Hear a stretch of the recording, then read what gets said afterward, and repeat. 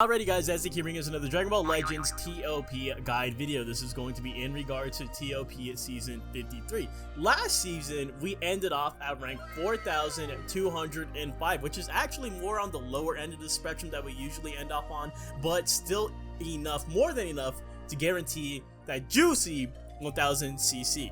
So I know this video is coming out a little bit late. I don't know if you guys have been keeping up with the community posts and stuff like that, but my computer was absolutely fried. I had to go through the process of getting like new computer parts. Some of those computer parts ended up getting lost. There was just a bunch of like delays. It was just a very frustrating situation, but we are back. We're probably going to be doing a test stream as well with this essentially new setup that I have, but for now we're going to be doing the guide video, and as always there will be timestamps in the description down below. That way you guys can go ahead and get to where you need to go.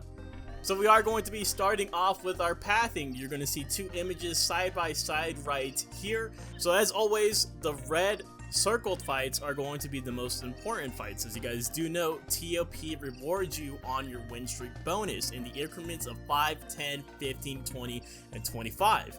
Those are going to be the spaces in which you are going to have the biggest return for points, and for the most part I do stay true to those circled fights. As for the rest of the pathing as seen by the blue line, that can be varied from season to season, so this is just a loosely based path, but I think this is really going to be a safe path right here for us. Now moving on to tips and tricks. Friendship rank 10 your units. If you're going to be playing the same team as me, build a friendship rank with either this yellow EX Piccolo or with this is newly Zenkai'd Boo tanks right here. You can gradually do this over time with the Let's Fight event.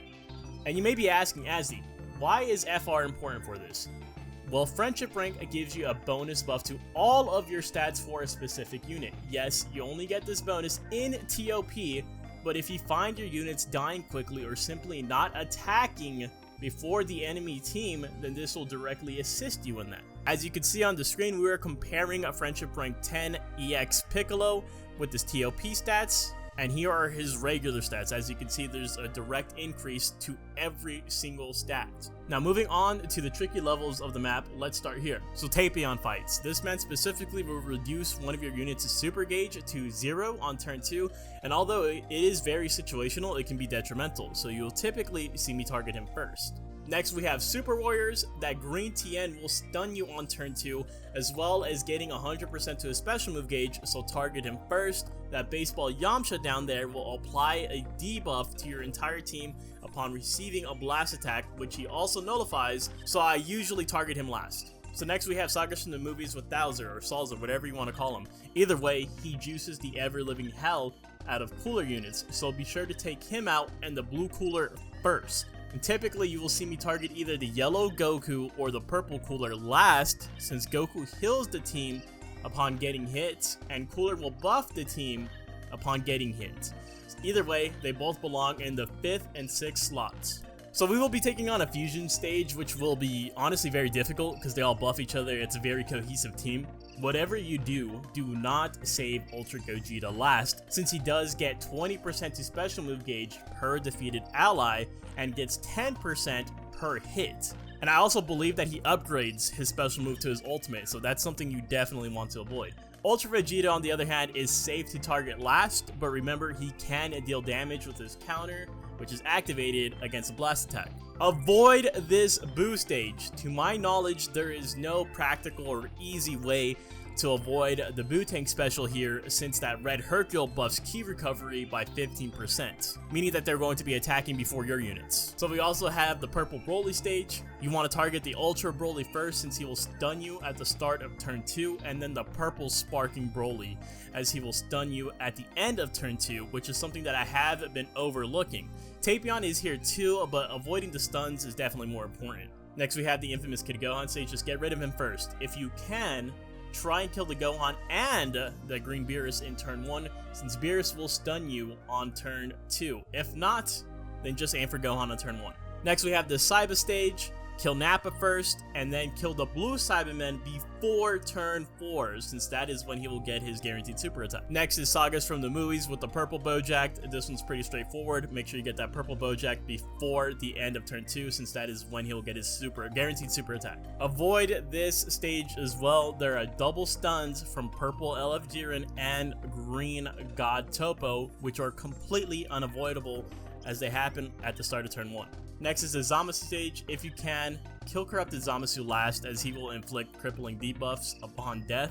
He is an easy target, so I do understand if you want to get him out earlier, but just keep that in the back of your mind. And that is it for the tips and tricks portion. If there's anything else that you guys might need assistance on or guidance on, let me know in the comments down below. So now let's talk about our best teams. We're going to be starting off with the girls squad, and on the right hand side we'll always have someone pulled from the leaderboard, right? This is the rank 1 player. So for this team, Kale is probably a must-have, since she is your healer. At the end of turn, allies in range restores health twice, as well as giving a damage inflicted buff to the tag girls or rival universe. Not to mention that she is also in Z tier this season, which is huge in terms of how much points you're going to be getting. Yellow EX18 also has a team heal and debuffs, so if you have her, the team will most likely play itself. It should be pretty much an easy run, a free run even. As for her replacements, I like this purple EX Mai for the 1000 day Bulma, right? She's definitely not as good, but she still works in a way where she provides buffs for the entire board, giving 15% to damage inflicted for 1 turn. And you also have the option of bringing in this red 18 as a secondary healer if you don't have the yellow EX18 like me. And she also provides debuffs too, which is pretty nice. So next we have Sagas from the movies. As you can see right here on the right hand side, this person opted for an all Hera clan, which is working phenomenally as he is rank 31.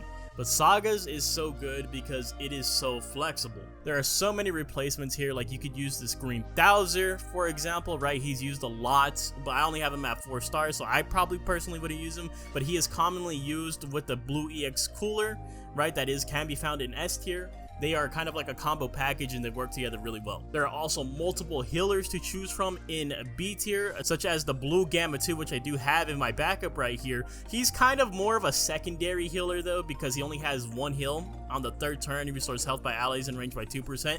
If you want someone that's going to be healing your team more, it's definitely going to be this yellow Goku right here, who is going to be healing 3% 2 times, so a total 6% after he receives an attack. But I think the most important thing here is do not be scared of bringing in 1 or maybe even 2 low tier units, right? We always bring in Super Baby 2 for regeneration, and he has been hard stuck C tier since the tier system update. As you can even see right here, if we dive into C tier, I have picked up the blue boys, right? If you want to go into C tier and pick up an OP character, that is going to be okay. These guys are phenomenal. Beast Gohan is really good for here.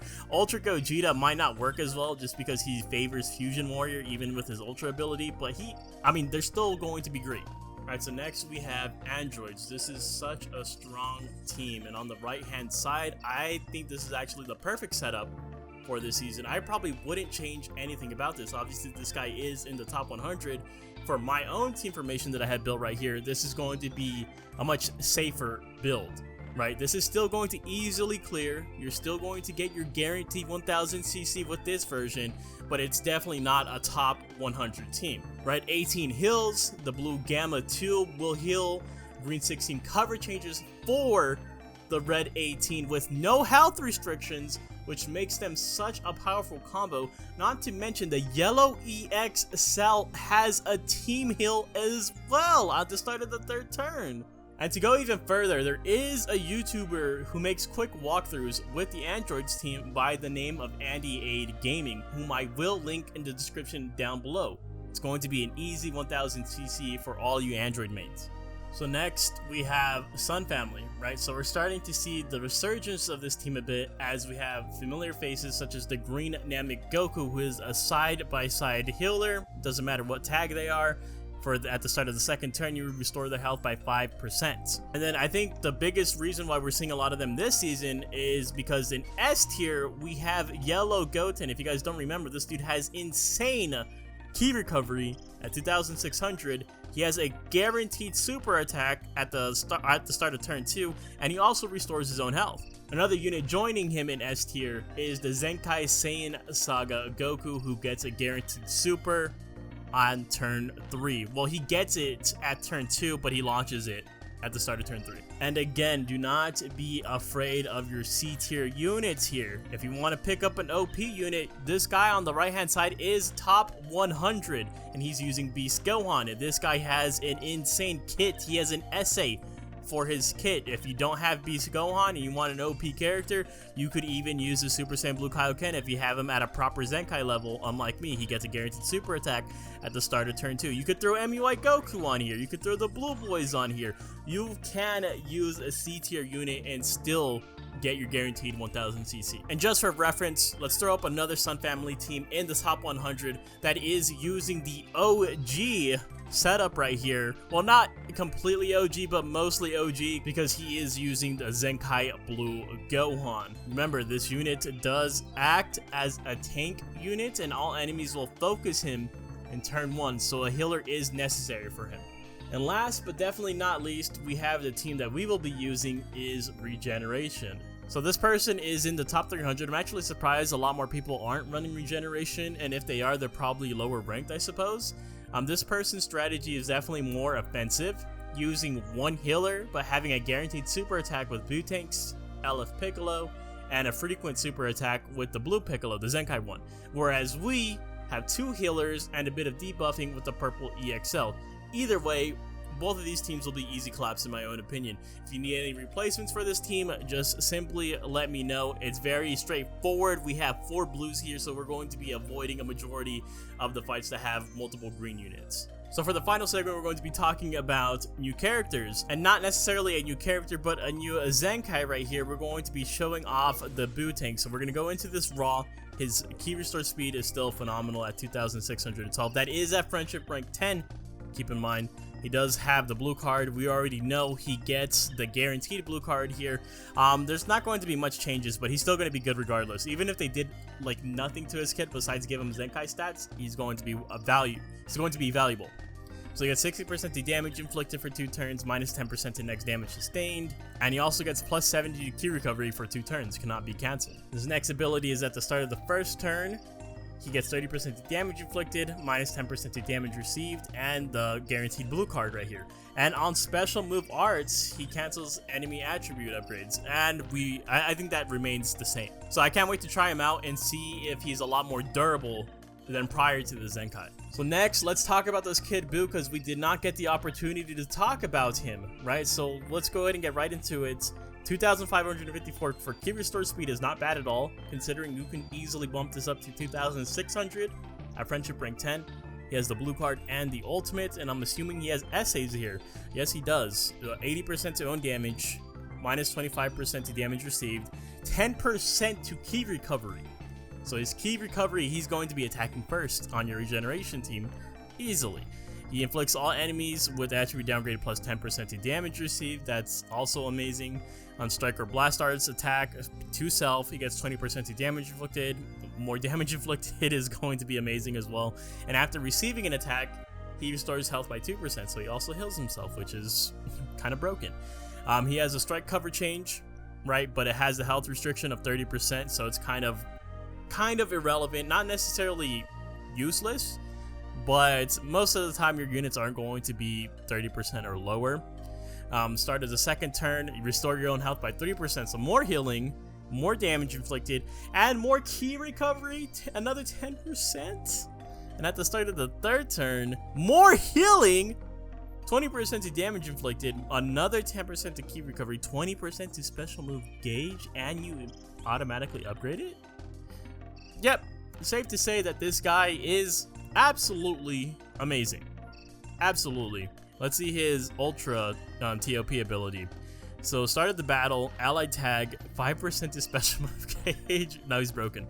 He's really damn good. Start of battle per allied tag regeneration, 5% to damage inflicted, 5% to key recovery on attack against unfavorable element, cancels attribute upgrades. This guy is going to be worth using even in C tier. He's going to be like Super Baby 2. He's going to be like that. You're just going to bring him in regardless. And obviously his Z ability is pretty nice too.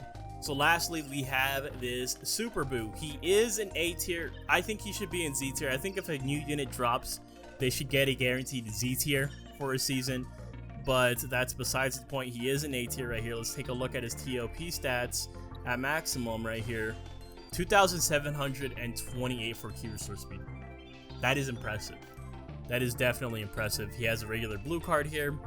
At the start of the battle, 80% to damage inflicted, minus 20% to damage received, plus 60 to key recovery.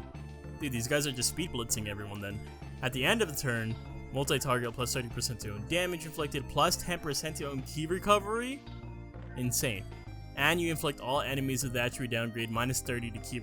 I mean, it's alright. I feel like the debuffs are more impactful when they're making your enemy take more damage, but that's going to be noticeable still. And let's see the second ability. At the start of the third turn, activate your green card, inflicts can't attack. I like this a lot actually. You basically have a stun here. And you inflict the attribute downgrade minus or plus 20% to damage received. So I do like that. And according to battle turn, ally tag Majin Buu Saga or event exclusive. One of these should have just been regeneration. Right, one of these should have been, or it should have just added to it. It should have just been 3 tags, right? First turn, plus 5 to key recovery. Second turn, plus 5 to key recovery, and plus 5% to damage inflicted for 3 turns. Third turn, plus 5 to key recovery, and plus 15% to damage inflicted. He's alright. I don't think he's like broken or anything, but he's alright, and he has a good Z ability. I think he's good for a free-to-play unit. Let me know what you guys think. With that being said, that's going to go ahead and wrap it up for today's video. Hopefully you guys did enjoy. If you have any questions, comments, or concerns related to TLP or this season specifically, whether it be replacements or any of that stuff, let me know in the comments down below. Thank you guys so much for watching, and I'll see you guys in the next one. Later!